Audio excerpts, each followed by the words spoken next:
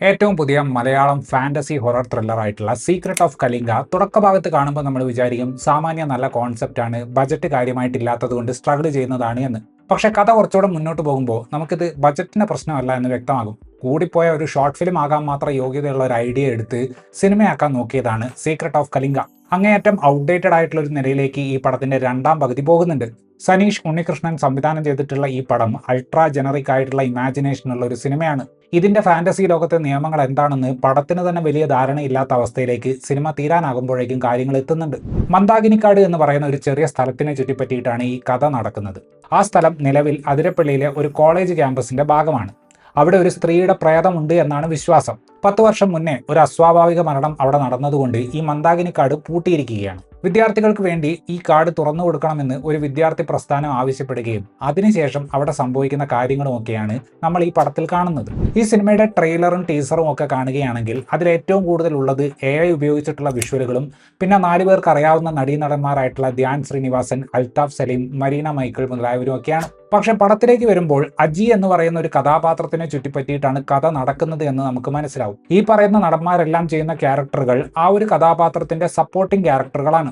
ഈ അജി എന്ന് പറയുന്ന ക്യാരക്ടർ ചെയ്ത നടൻ ആരാണ് എന്നറിയാൻ വേണ്ടിയിട്ട് ഈ പടത്തിന്റെ ബുക്ക് മൈ ഷോ പേജ് പോയി നോക്കിയപ്പോഴാണ് അത് ചെയ്തിട്ടുള്ളത് ഇതിന്റെ സംവിധായകനായിട്ടുള്ള സനീഷ് ഉണ്ണികൃഷ്ണൻ തന്നെയാണ് എന്ന് മനസ്സിലായത്. സംഭവം പുള്ളി സ്വന്തം ആക്ടിങ്ങിന്റെ ഒരു ഷോ റീൽ ഉണ്ടാക്കാൻ വേണ്ടിയിട്ട് 2 മണിക്കൂർ ഫീച്ചർ ഫിലിം തന്നെ പിടിച്ചു വെച്ചിരിക്കുകയാണ്. ഞാൻ അങ്ങനെ പറയാൻ കാരണം ഒന്നാം പകുതിയിൽ ഈ കഥാപാത്രം സ്വല്പം സീരിയസ് മോഡിലാണ്. പക്ഷെ ഇന്റർവെൽ ആകുകയും അത് കഴിഞ്ഞ് കാര്യങ്ങൾ ലേശം ഡാർക്ക് ആകുകയും ഒക്കെ ചെയ്യുമ്പോൾ ഈ പറയുന്ന അജി എന്ന ക്യാരക്ടറിലേക്ക് സിനിമ അനാവശ്യമായിട്ട് ഫോക്കസ് ചെയ്യുന്നുണ്ട്. അതാണെങ്കിൽ മൊത്തത്തിൽ അസ്ഥാനത്തുള്ള കോമഡികളാണ്. അങ്ങേയറ്റം ജനറിക് ആയിട്ടുള്ള എഴുത്താണ് ഈ പടത്തിനുള്ളത്. കേട്ടുമടുത്ത അതേ പഴയ പ്രേതകഥ തന്നെയാണ് ഇവിടെയും ആവർത്തിക്കപ്പെടുന്നത്. എല്ലാ ഹൊറർ സ്റ്റോറിയിലും കാണുന്നത് പോലെ എന്തെങ്കിലും ചെയ്യരുത് എന്ന് പറഞ്ഞാൽ അതിന്റെ ഓപ്പോസിറ്റ് ചെയ്ത് പണി വാങ്ങിക്കുന്ന ഒരു വിഭാഗം ഇവിടെയുമുണ്ട്. സിറ്റുവേഷനുകളെല്ലാം ഈ സിനിമ ക്രിയേറ്റ് ചെയ്യുന്നത് വളരെ ഫോഴ്സ്ഫുൾ ആയിട്ടാണ്. പുരോഗമനവാദം പറയുന്ന ആളുകളെയൊക്കെ കോമാളികളാക്കാൻ അതിയായ താല്പര്യമുള്ള തിരക്കഥ ഒരു കോൺഫ്ലിക്റ്റ് ക്രിയേറ്റ് ചെയ്യാൻ വേണ്ടി കോളേജ് വിദ്യാർത്ഥിനിയുടെ പേഴ്സിലെ കോണ്ടം കവറിനെയാണ് ആശ്രയിക്കുന്നത്. ആ ട്രാക്കിനൊക്കെ അവസാനം എന്ത് സംഭവിക്കുന്നു എന്ന് കണ്ടു കഴിഞ്ഞാൽ തലക്ക് കൈവച്ചു പോകും. ധ്യാൻ ശ്രീനിവാസൻ ഇതിൽ അജി എന്ന കഥാപാത്രത്തിന്റെ ഏട്ടന്റെ റോളാണ് ചെയ്തിട്ടുള്ളത്. ഈ കലിംഗ എന്ന സെറ്റപ്പിന്റെ ബാക്ക് സ്റ്റോറി ചുമ്മാ പറയുക എന്നതല്ലാതെ ആ ക്യാരക്ടർ കൊണ്ട് പടത്തിന് എന്ത് ഗുണമാണ് ഉള്ളത് എന്ന് ഇപ്പോഴും കാര്യമായിട്ട് മനസ്സിലായിട്ടില്ല. ഈ പടത്തിലെ പ്രേതവും വലിയ കൺസിസ്റ്റൻസി ഉള്ള ഒന്നല്ല. തുടക്കത്തിൽ ആളുകളെ ഹിപ്നോട്ടൈസ് ചെയ്യുന്ന ഭയങ്കര പവർഫുൾ ആയിട്ടുള്ള പ്രേതമായിട്ട് കാണിക്കുന്നുണ്ടെങ്കിലും പിന്നീട് അങ്ങോട്ട് കുതന്ത്രമൊന്നും പ്രേതത്തിന് ഫലിക്കുന്നില്ല. അതിന്റെ കാരണമൊക്കെ അവസാനം കാണിക്കുന്നത് കണ്ടു കഴിഞ്ഞാൽ ചിരി വരാൻ സാധ്യതയുണ്ട്. ഷേവ് ചെയ്യുമ്പോൾ ചോര വന്ന പൗഡർ എടുത്ത് പൊത്തും എന്ന് ജയറാം മഴവിൽക്കാവടിയിൽ പറഞ്ഞതുപോലെ തലങ്ങും വിലങ്ങും AI വിഷ്വൽസ് ഇട്ട് നിറച്ചു വെച്ചിട്ടുണ്ട് ഈ പടം. AI സൂപ്പർവൈസർ എന്നൊരു ക്രെഡിറ്റ് വരെ ഈ സിനിമയ്ക്കുണ്ട്. ഈ AIയുടെ ഒരു പ്രശ്നം എന്താണെന്ന് വെച്ചാൽ സ്വന്തമായിട്ട് ഒന്നും ഉണ്ടാക്കാൻ അറിയില്ല.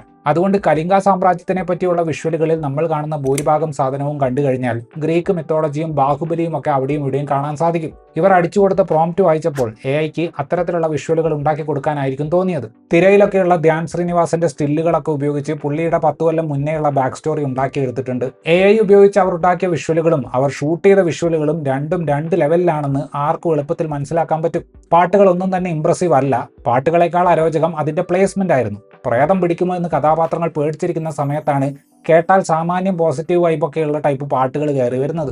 ഈ പടത്തിൽ മൊത്തത്തിൽ ധ്യാൻ ശ്രീനിവാസന് ഒരൊറ്റ ലൊക്കേഷൻ മാത്രമേ ഉള്ളൂ. ഒരുപക്ഷെ ഒരു 10 ദിവസം കൊണ്ട് പുള്ളിയുടെ സീനുകൾ മൊത്തം ഒരു വീടിന്റെ ചുറ്റിലും അവർ തീർത്തിട്ടുണ്ടാകും. ഒരു ഘട്ടത്തിൽ പുള്ളി ആ വീട്ടിൽ നിന്ന് പുറത്തേക്ക് ഇറങ്ങുമെന്ന് നമുക്ക് തോന്നും. പക്ഷേ കട്ടാകാത്ത ഒരു ഫോൺ കോൾ ഉപയോഗിച്ച് പുള്ളിയുടെ ഷൂട്ട് ആ വീടിന്റെ പുറത്തേക്ക് പോകുന്നില്ല എന്ന് സനീഷും കൂട്ടരും ഉറപ്പിക്കുന്നുണ്ട്.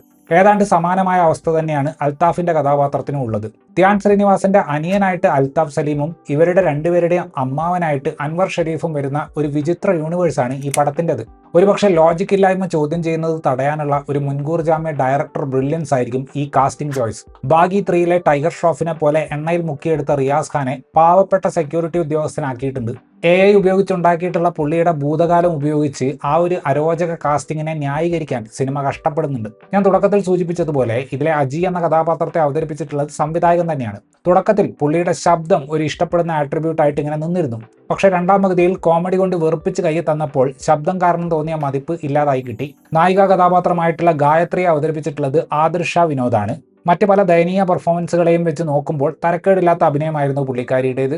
പാൻ ഇന്ത്യ ബ്രാഞ്ചിലെ നിതിൻ പരമേശ്വറിനെ ഒരു കാര്യവുമില്ലാതെ ആ കാട്ടാക്കട ഡയലോഗ് അടിക്കാൻ വേണ്ടി മാത്രം ഇതിൽ കാസ്റ്റ് ചെയ്ത് വെച്ചിട്ടുണ്ട്. മാളവിക സി മേനോൻ, മറീന മൈക്കിൾ, ഗൗരി നന്ദ മുതലായവരൊക്കെ കാര്യമായിട്ടൊന്നും ചെയ്യാനില്ലാത്ത 2 സീൻ റോളുകൾക്ക് വേണ്ടിയിട്ടാണ് ഈ പടത്തിൽ അഭിനയിച്ചിട്ടുള്ളത്.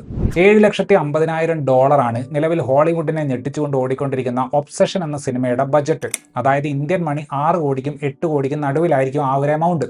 അതായത് ഇന്നത്തെ സാഹചര്യത്തിൽ ഒരു സാധാരണ മലയാളം സിനിമയുടെ ബഡ്ജറ്റാണ് ഈ പറയുന്ന 6 മുതൽ 8 കോടി വരെ എന്ന് പറയുന്നത്. ഞാനിത് പറയാൻ കാരണം പലപ്പോഴും പല മലയാളം സിനിമകളും ഇറങ്ങുന്ന സമയത്ത് അതിൻ്റെയൊക്കെ സംവിധായകർ വന്ന് പറയുന്ന കാര്യമാണ്, ഞങ്ങളെ കൊണ്ടാകുന്ന രീതിയിൽ ഈ ഒരു ബജറ്റിൽ ചെയ്തിട്ടുള്ള പടമാണ് ഇത് എന്നൊക്കെ.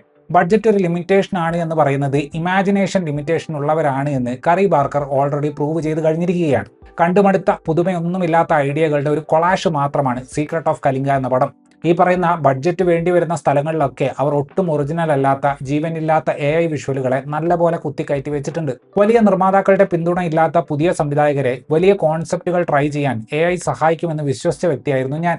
ഫിലിം മേക്കർക്ക് വ്യക്തമായ വിഷൻ ഇല്ലെങ്കിൽ എന്ത് ഗംഭീര വിഷ്വൽ AI ഉണ്ടാക്കിയാലും കാണുന്നവരിൽ അത് ഇമ്പാക്ട് ഉണ്ടാക്കില്ല എന്ന കാര്യം ഈ പടം കണ്ടപ്പോൾ മനസ്സിലായി. ഇങ്ങനെയൊക്കെ ചെയ്തു കഴിഞ്ഞിട്ടും പടത്തിന്റെ അവസാനം സീക്വൽ അനൗൺസ് ചെയ്യാനുള്ള ധൈര്യം ഇതിന്റെ സംവിധായകൻ കാണിക്കുന്നുണ്ട്. AI സാങ്കേതിക വിദ്യ നല്ല രീതിയിൽ മുന്നോട്ട് പോവുകയാണെങ്കിൽ ഒരുപക്ഷെ സനീഷ് പൂർണ്ണമായും AI ഉപയോഗിച്ചുകൊണ്ട് ഇതിന്റെ 2ാം ഭാഗം വരും വർഷങ്ങളിൽ ഇറക്കാൻ സാധ്യതയുണ്ട്. ഇത്രയുമായിരുന്നു ഈ സിനിമയെക്കുറിച്ചിട്ടുള്ള എൻ്റെ റിവ്യൂ. വീഡിയോ ഇഷ്ടപ്പെട്ടാൽ ലൈക്ക് ചെയ്യുമെന്നും കൂടുതൽ വീഡിയോകൾക്ക് വേണ്ടി ചാനൽ സബ്സ്ക്രൈബ് ചെയ്യുമെന്നും പ്രതീക്ഷിക്കുന്നു. താങ്ക്